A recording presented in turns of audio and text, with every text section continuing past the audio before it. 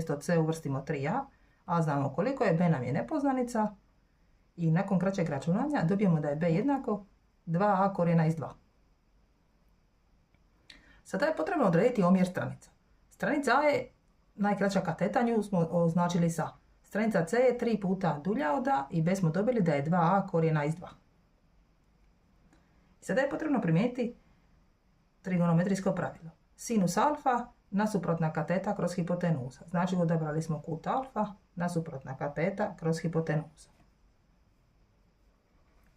To je u našem slučaju a kroz c.